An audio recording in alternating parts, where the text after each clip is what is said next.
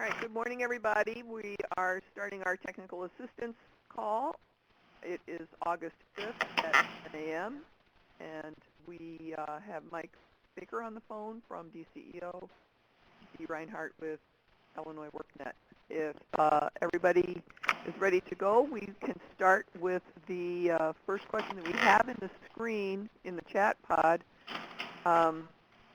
Unfortunately, Jim Potts is not on the call, so Kathy, we're going to have to get an answer to this and give you a jingle back, or a message back. So we're going to note both of your questions because those are both IWDS questions. We'll note both of those and ask Jim for the answer and get back with you. Is that okay? Actually, we are going to address Kathy's first question today. The second question... That's an IWDS question. Yeah. Yeah, we're going to have to ask the experts on that one. But your first question is the main topic of today's webinar, so you have good timing with asking that. All right, and then if anybody has any other questions that they need to ask, please put a check mark in the areas on here and let us know what other areas we need to discuss. And then we'll grab Sally's question out of here as well. Okay, that is a great question, Sally, so we'll definitely take some time and work through that one. That's a very good question. Okay, so also, if people have any specific areas they want to cover, just fill out the poll that's in the middle of the screen now, and we'll be sure to come back to that. So Dee, let's go ahead and throw up the PowerPoint, if we could.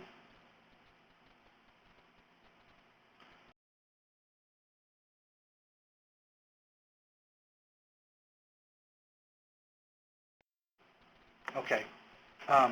This has come up. A couple of cases have come up in the last week or so that required us to kind of get together and figure out, okay, what's available in regular WIA, what's available in ATIM, and how does the system work, and how are you all used to handling things, and what's our guidance for getting people out of the program when they're ready to exit. So this is directly at Kathy's question. In ATIM, there are 4 options to exit a client, and you see those in the middle of your screen now. The first 2 is they're going into a job, which that we hope it's one of those 2. We really hope it's entered training-related employment, but any job is better than no job. The third option is program ended. And what started our conversation is one region had applied that rationale to a handful of clients, but that option is not relevant until the program actually ends. That option is out there, so training will end at the end of June of 2015. So if people are still in the program or haven't completed training by that point, or haven't finished their follow-up services, that's the point where they're going to have to be moved off of ATIM, and then they could be co-enrolled into WIA, or other funds could help them finish up their training if they need to. But the ATIM effort, as far as the clients are concerned, has to end in June. So this option is basically if you still had people in the program ended, and that is why we're exiting them out. The last option is if they have not gone into employment, then you select the withdrew option, and you case note the heck out of it, explaining why it is that they are being withdrawn or exited from the program, based on whatever the circumstances are. So really your 3 options at this point are they went into a job or they didn't. And if they didn't go into a job, you need to explain what happened with them. Anybody have any questions on that?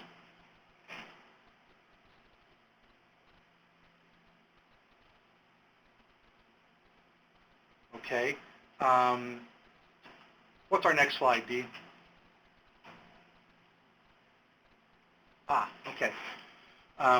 The question has come up about providing supportive services post-exit, and certainly we can do that under ATIM, just like we can under regular WIA. The thing you have to keep in mind is that under ATIM, we want that supportive services to be very specific and very limited. But the idea is that we don't want to hold people in the program and not exit them because the follow-up performance period doesn't start until the client is exited. So we want you to exit people when they're ready to be exited. Not before, but when they're ready, they've gone into a job, the job is sticking, it looks like that they're going to do okay. There's no reason to hold on to them because you can still do some supportive and follow-up services with them if it's prior to June 15th. And you can pay for that out of ATIM. If it's after June 15th, you'd have to enroll them in WIA and pay for them with WIA or some other funding source. So the question came up about, well, when do we exit? And that may be embedded in Kathy's question also. So really the answer is as soon as they are ready and they've entered employment or they've fallen off the face of the earth, whichever way it is, you can exit them out. And if you want to wait a little while, say they're going into a temporary job placement or they're going into employment through a placement agency and they're not on the company payroll just yet, well, you can hold on to them for a little while and see how that works out, because maybe the employer may, in a week, decide, no, they're not working out, I want somebody else. Well, if they're still in the program, you can help that person go on to fix whatever problem they may have had and then try again with a different employer once you've taken some action with them. So what we're looking for is the people that have essentially, they've got it together. It looks like they're going to take off and do well. There's no need to hang on to them. You can enter the employment information as soon as they get a job. And we definitely want you to do that because, we want a record of, are they going into a temporary job or are they going into a permanent placement? What kind of work, are they earning money at all? If they're on a payroll somewhere, we want that information in IWDS, that they've entered some kind of employment. But again, once you've determined, okay, they're going to fly, go ahead and exit them. Don't hang on to them. Okay, next slide, Dee. Okay, so how do you go back and do supportive services for someone that's been exited from ATIM? Well, it's just a matter of opening and closing the proper services in IWDS. So if they have been exited and you are providing follow-up services with them, step one is you close that service. Step two, you open up a new supportive service, give them that service, and again, that's limited in scope and duration. That's like, okay, we need to buy them some clothes for interviewing, or we need to give them some transportation reimbursements, something like that. Once you provided that service, you close the supportive services and then open up a follow-up service again. And you can do that repeatedly if necessary up to June 30. But the idea of supportive services post-exit and follow-up services is that you're helping them retain employment. So as long as the activity is tied to helping them retain a job, it's fine.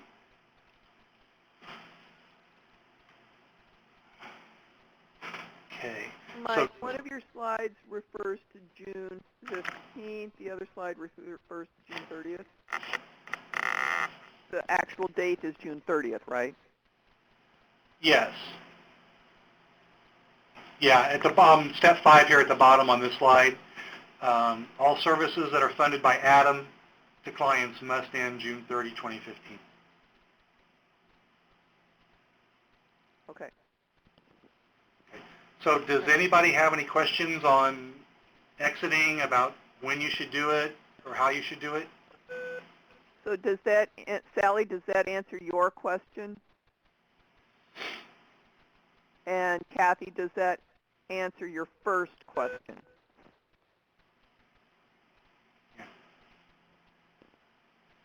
Yeah, essentially, Kathy, your follow-up question is, after a customer is working, what do you need to do? Well, as soon as they get a job and go on a payroll, you need to enter that job in IWDS and start an employment record with them. And then the decision to exit them will come when you see that it looks like they're going to do okay in that placement.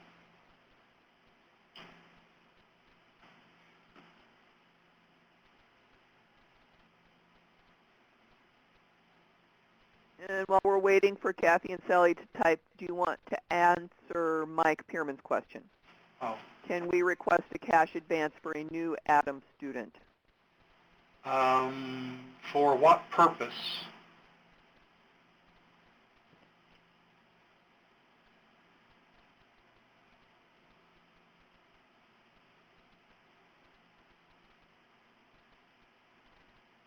So you need to provide a supportive service for transportation support?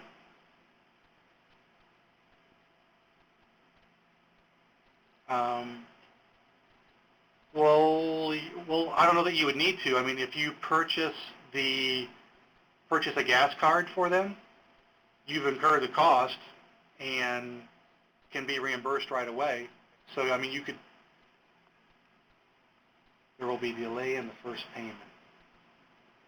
His first paycheck or what, Mike?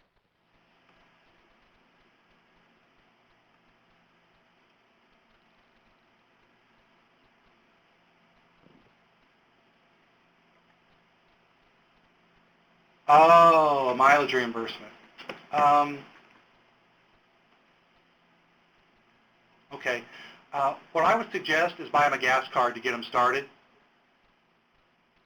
Then you've incurred the cost, and we can reimburse you for that.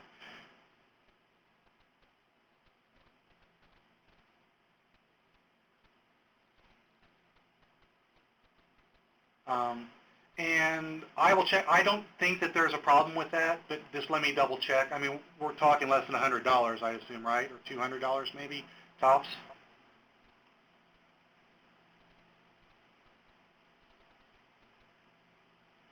You know, personally, I like the mileage reimbursement a little better because then you're limiting the usage of the gas to what they're doing to get back and forth either to training or the work site.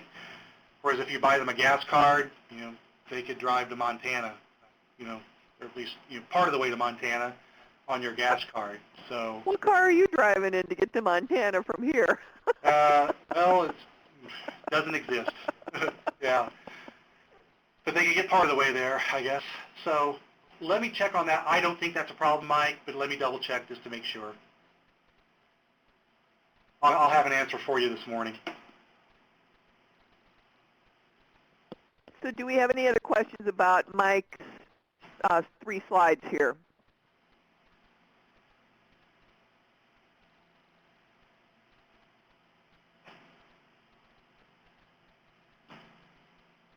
I'm going to slide this out of the way here real quick and see if we have any other questions that we need to cover that you can fill out in the poll where you have specific questions.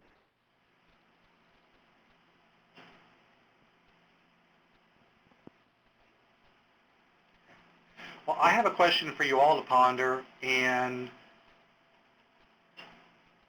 you can, probably the best way to respond to this is just raise your hand. This is kind of a yes or no question. But have you seen any change in the application rate or people that appear to be interested in the initiative? If you've seen a change, please raise your hand.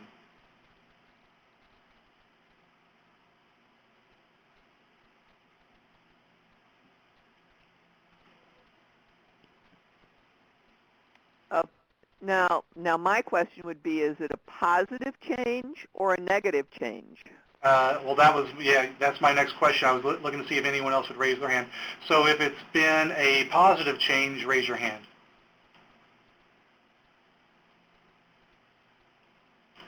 We have crickets. Yeah. Okay. Do we need to include any additional items here on the ideas to recruit applicants? I've kind of like left this up here just in case anybody else comes up with a really good idea. Yeah, and can they scroll this, Dee? Yes. Okay, so this box in the middle of your screen, what are ideas to recruit? You can scroll up and down and see some of the ideas that some of your peers have. So something that I heard on the radio just the other day, and granted it was a Chicago radio station, but they said that a very good way to get in contact with people who may have fallen off of the unemployment rolls and have just kind of gone into hiding is to go through the churches. And that is one of the ideas on this ideas of where to recruit. Contacting churches in high unemployment areas. So that's a really good idea to implement if you have run into a stumbling block. okay. Trish, that's a very interesting observation, and Mike also.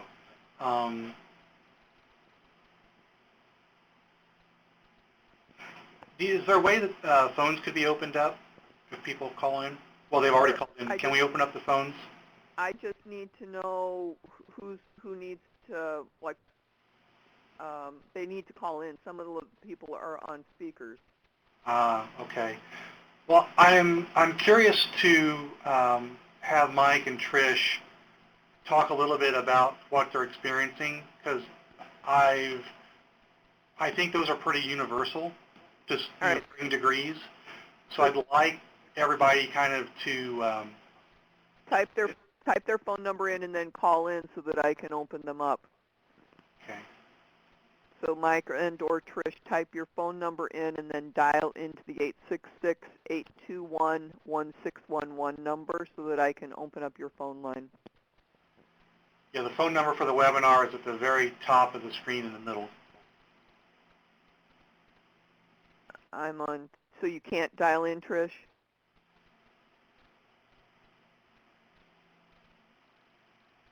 Well, she's already dialed in. Oh, but you don't know the number? Do you know the number you called in from?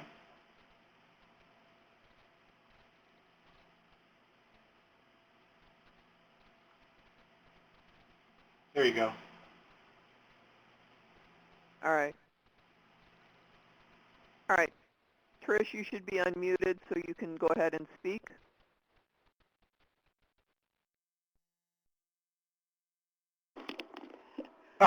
You're right, I do. You kind of put me in the spot there. Yeah, well, I didn't mean to, but your question is very typical of what other regions are facing, so I kind of wanted to see if there was anything special about what their misunderstanding of the scope was. I mean, what is it? Do they think it's something entirely different? What do they think it is versus what it really is? You know, there's just a number of different reasons. I've had a couple inquirants ask about it who are, you know, actually they've had some 4-year degrees, one's a master's, and they're not really interested in manufacturing. However, logistics or mechatronics sounds really good to them, but they're not interested in a manufacturing career. Okay, so logistics and mechatronics sounds cool, but when they find out that's manufacturing, they lose interest? When they find out that the focus is specifically manufacturing, yes. Okay, so I had an engineer ask about it. okay, all right, and okay, well, yeah, that's typical. And we have had several master's level and bachelor's level people apply across the state, so, you know, that's not surprising. Is there, see, and to me that's interesting because I'm not sure how we could address that because everything we have says Illinois Accelerated Training for Manufacturing on it. So I know. I think it's just they just need a little more information, and it takes one-on-one, face-to-face to get that through. yeah. Yeah, it's like we built a very gilded, gold-plated trough of information for them, but a lot of people don't want to drink out of it, and they would rather just talk to someone. So we're never going to fully overcome that. Right. And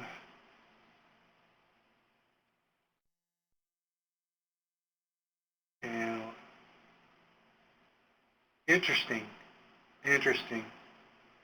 So Kathy, do you make a point of telling them that they can earn money while they are in training through work experience or OJT? Because here's what I'm trying to get to, and I want to phrase this delicately, but is it that they think that entering training will stop their benefits, or is it that they want to find a way to extend their benefits, and if going to a few classes will allow that to happen, they're willing to do that, but really aren't interested in the training for the sake of the training, they're just interested in for the extension?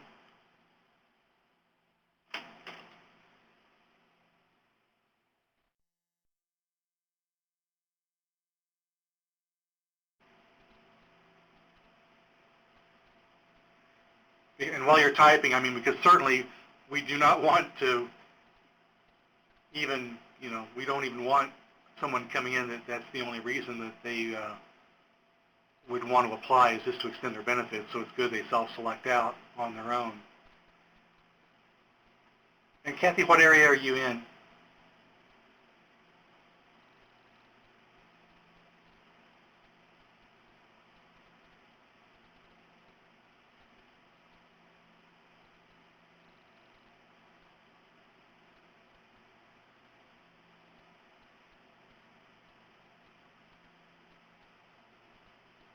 Yeah, and I understand sometimes in some areas OJT opportunities are limited, especially if you haven't been doing that for a while and the employers in your area aren't used to government-funded OJT. But there ought to be opportunities everywhere for work-based learning where the program is paying the salary or a stipend for the individual, because really the only investment the employer has is their time and effort. And it's a way for them to pre-screen people to reduce their hiring risk. So there should be no reason that people can't work to set up some level of work experience if you talk to employers and explain to them what it's about and how it is intended to lower their risk. Every employer wants to lower their hiring risk. And if you can show them a way that that can happen at no cost to them, you ought to have their attention at least to have a discussion about it. Have the employers been receptive to opening up to the program?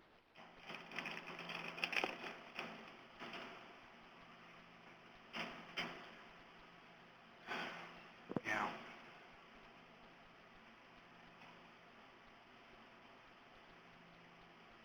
Yeah, I mean, Sally, that's a definite issue.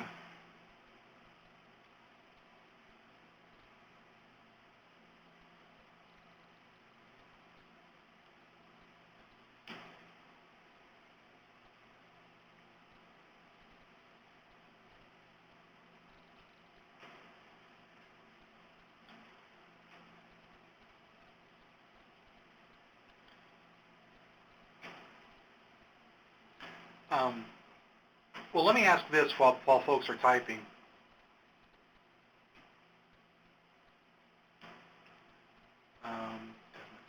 Classes.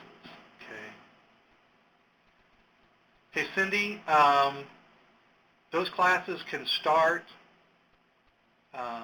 if you're talking about the MSSC Logistics Production Technician training, that training only takes about 6 or 7 weeks to complete, and the provider will run cohorts through if you just have enough people to put through it. So those classes could start pretty regularly if you had a client flow. And we've been talking with Rick and Matt. Oops, my screen died.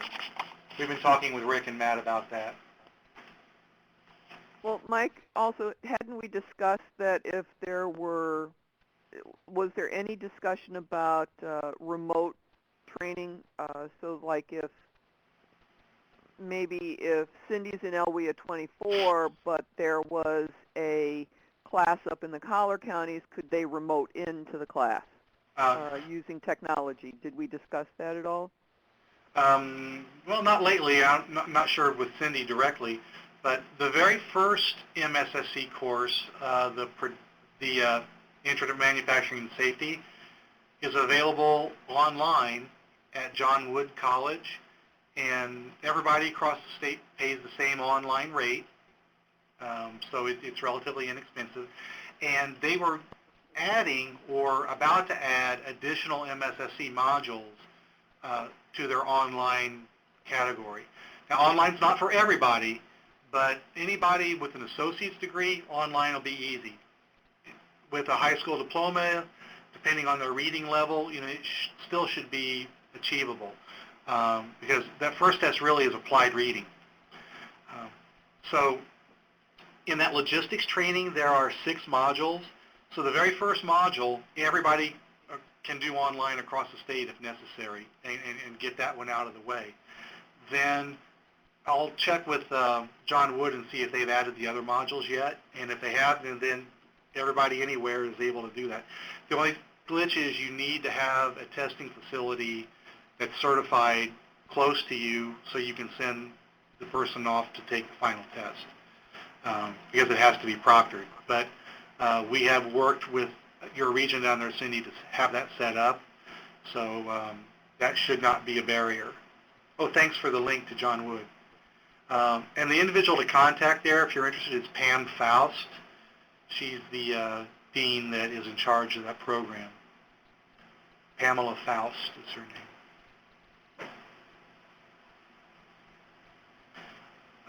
I think it's A-O-S-T, but I'm not sure.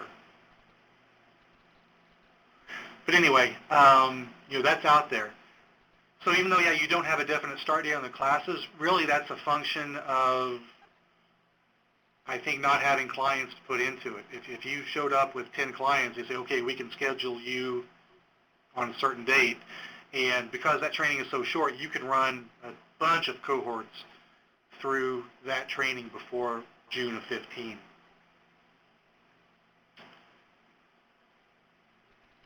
Okay, so Jamie says, Collar County's clients went to welding training, not finding jobs. Okay, again, I would suggest for those people that if they're not finding jobs on their own, work with a placement agency to see if you can get a placement that way, or, lacking that, if you have a partner employer that would be willing to take them for a week on work experience. If they went through training and they have a credential, the program could pay for a week, a month, of work experience for them. So the employer gets the benefit of somebody that's credentialed doing welding, at no cost to them. So you got to push that work experience for people that haven't got jobs yet.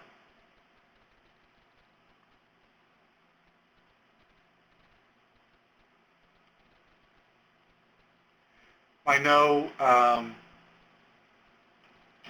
in your area there's a little bit of reluctance to take on that work experience piece, but it's an option that's available to you if you guys want to take advantage of it.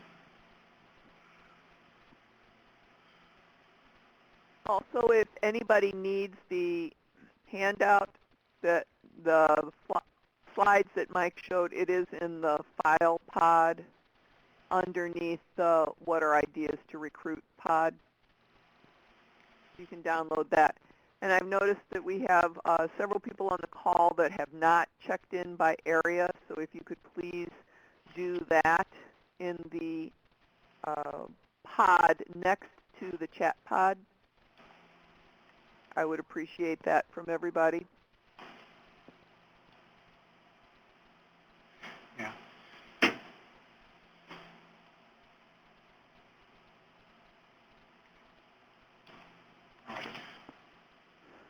Are there any other particular challenges that anyone is facing at this point? I mean, how's the employer engagement going? If employer engagement is a huge challenge, please raise your hand.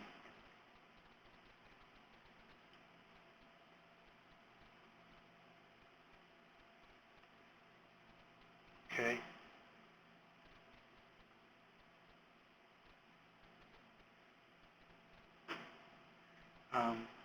Is the challenge that you're facing, is it that if they're not hiring, keep your hand up? Oh, they can raise their hand again. Yeah, just raise your hand again. Are they just not hiring? Okay. Well, again, the work experience is an opportunity where they can, try before buy at no cost. So I would suggest you push that concept with your employers. Have you, and Dave Gallagher is on the line too. He's knows a thing or two about outreach. Dave, can you put your number in so Dee can unmute your phone? Did Dave call in? Yeah. Oh, I'm not sure he called in, but he's typing. There we go. He needs to dial in if we can if we want to unmute him. Okay. But there are some tried and true strategies that have shown some measures of success in dealing with employers and bringing them in. So I would encourage you, the first is simply leveraging your relationships that you already have. And if you don't have a relationship with an employer that is hiring or could be hiring, you find a common friend or a common connection or a common organization and have someone help you knock on the door. Make an introduction so that it's not necessarily a stranger making a cold call at that point. You are, a known entity that is, hopefully bringing something to the table that would be helpful to them. Dave's now unmuted. Hello. I'm sorry, I was deaf there for a minute while I turned my speakers on to Okay. up on the phone, so I'm not sure what you were covering at the very end there. Dave, could you give the folks a little bit of advice on employer outreach, especially one of the issues that they've identified is employers aren't hiring. So if a particular employer isn't hiring, what's a strategy that you can talk to them about, or how to go about it? And before Dave starts, I would say if you can get a couple minutes of an employer, even if they're not hiring, if you could lay out what the program is about and ask them to pass the word if they know of a different employer, but also for the future, like, okay, well, somebody could retire the next day and all of a sudden they need to hire. So when they say they're not hiring, okay, maybe they're not in hiring mode where they're bringing a lot of people on, but there's always turnover. So having the information about the program in front of as many employers as possible is key, because they may not need you today, but they could need you tomorrow or next week. So, keep the effort out there to make sure employers understand what the program is about and what it brings to the table for them. Yeah, that's really a very good point, because, I mean, if someone tells you they're not hiring after you've laid out all the advantages of the program, you can't force them to hire, but at the same time, you have to stress the advantages, that they at least understand what it is that you're bringing to the table, so that when that time comes that they are hiring, you're still at the top of mind. I mean, I don't know that there's any magic bullet to if an employer, if a specific employer is not hiring at a given time, there's no way to make them do that, but it is still worthwhile to talk to them to be able to take advantage when the time comes. And in particular, to let them know that there is a cohort of individuals coming into the program throughout, who are, gaining these particular skills that they will need at some time, so that, when that time comes, hopefully and presumably there will be folks nearing the end of training who will be ready to hop on immediately. David, this is Dee. What are some of the opportunities that you've used to reach out to these people, and where have you looked for them? Obviously, we can go through the phone book, but what are some other ways that you've found employers, manufacturing employers, to reach out to them? It's generally, I think you have to look for initially, group situations, whether it's some sort of employer association meeting or conference or something like that, where you can get in front of large groups, because it's very time consuming to go one by one. But if you can lay out what you're offering to as wide a group as possible, whether it's a monthly meeting of a local business association of some sort, is generally going to be initially the best place to start, and then you can track down leads from there. Really that's what you need to look for. What are those situations locally where employers are meeting, and try to get in front of them in some way. I know that the folks that are doing outreach in the central region and the northern state line region, and Collier counties also, have had great success in going to Chamber of Commerce meetings or industry association meetings that are in the region. And those always generate some level of interest. I've not talked to anyone yet that said they've had something like that no employer said, hey, I'd like to learn more about that. So that is an excellent way to hit a wide audience. Yeah, I think the key is to have it somewhere in their minds when the time comes that they are ready to hire for a position. It's obviously it's a great deal if somebody has one or a handful or several jobs that they're looking to fill immediately, but that's generally not going to be the case. But if you can plant the seed, so when the time comes, whether it's a one-off situation like Mike described about someone retiring, or they're looking to actually staff up, that they have that idea in mind already. And we can't overstress the importance of having some sort of intermediary help you make a connection if you don't already know the staff or leadership at an employer. And two ways to go about that, and I would suggest you use both of them. You can go the top-down route and speak to the president, CEO, CFO, or HR VP, HR manager, those types. If you have a local human resources professionals chapter in your area, that's a great place to go to talk to folks, because those are the people that are trying to recruit and are responsible for making sure that the right people are there at the right time. So you certainly have something of value to talk to them about.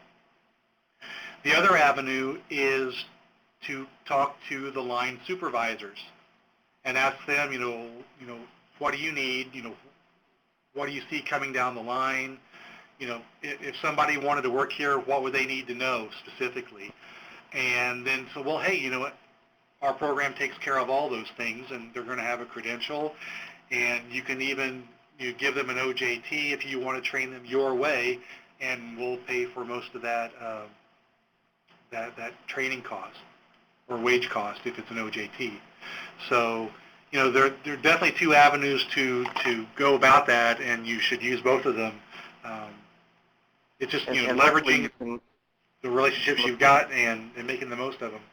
And hopefully you can look for ways to leverage your local workforce board. It's, ideally a workforce board is a two-way street. They're looking to impact, what you're doing as a workforce entity, but at the same time, their contacts and networks are meant to help kind of broadcast the program to those that they know. So if you can utilize, if there are any manufacturing representatives on your local board that can help you gain entree to employer associations of some sort, or direct connections to others that they know, absolutely try to leverage those, because that's really why you have a board. Yeah.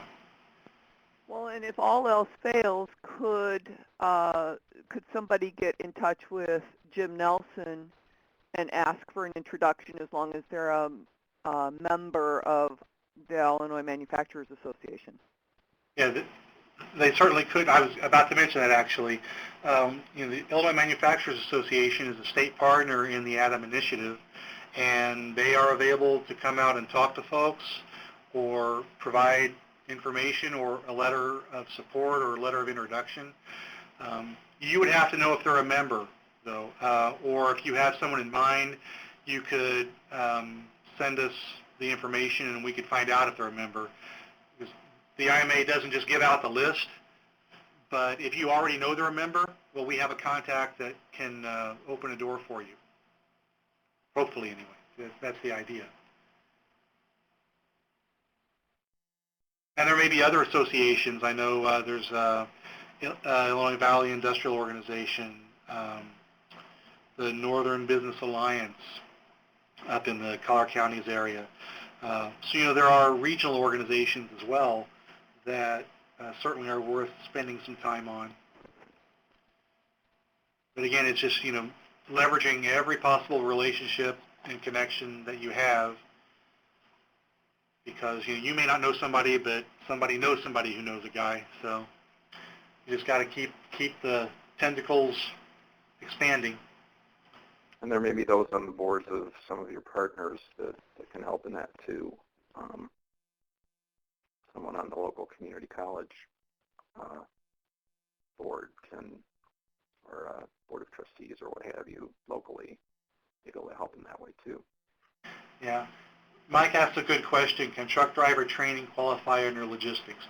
What we're really shooting for is logistics production. So it's a manufacturing initiative, so we really want to keep it focused either to manufacturing credentials or that logistics production technician credential which builds on manufacturing credentials. So, we're bleeding into logistics a little bit, but truck driving is a little far out of the scope.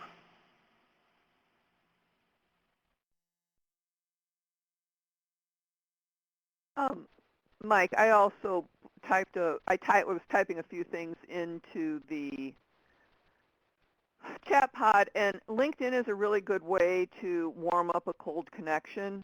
It gives you the opportunity to find out who you're connected to that is connected to that person. And I understand that a lot of CEOs are not in LinkedIn, but there are a lot of HR people in LinkedIn. And using that as part of your network, I teach that all the time when I'm out locally. Another couple of organizations that are usually very good for reaching out to the leaders of an organization is speaking to a Rotary group, because Rotary seems to have all of the big names from a community in them.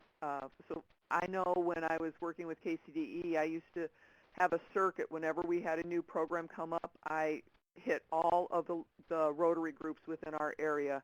I would talk to the Kiwanians and any other organization that would allow me to come in and spend 15 minutes to talk about a program.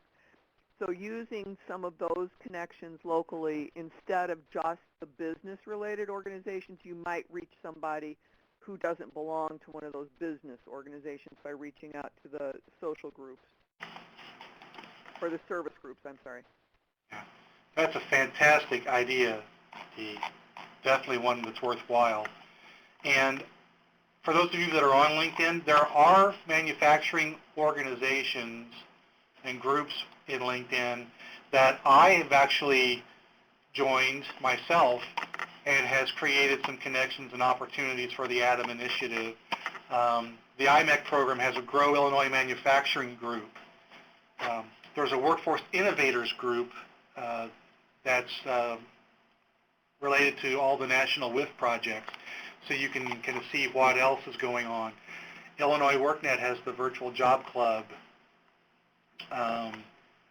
Let's see, what else we have here. Well, the Illinois Virtual Job Club Network is pretty much geared toward the job seeker side of things, but there are some employers in the group. I do manage that group for Illinois WorkNet. Right, but the point is that that's a possibility for recruiting individuals, for clients. True. I'm mixing my apples and oranges here. For those of you that are kind of in the middle of the state, the East Central Illinois Super Region has a LinkedIn group for their counties and organizations. So, I mean, there are quite a few out there. You just go into LinkedIn and search for them. But the Grow Illinois Manufacturing one is a really good one because that network is pretty much statewide, and they are a partner in the overall initiative. So there's definitely some opportunity there if you're not utilizing LinkedIn. But Dee's advice is spot on. I mean, that's a great way to reconnect with somebody or reach out to someone through a mutual connection to at least get a conversation started.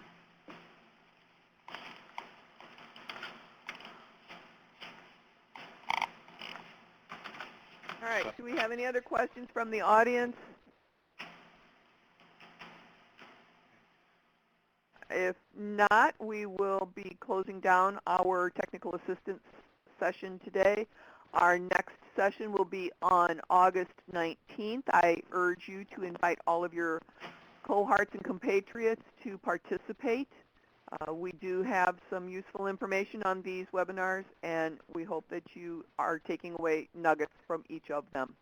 And if you have questions in the meantime, please send those in to our FAQ page. And when we see a couple questions come up, we try to make sure that we address them here as well. So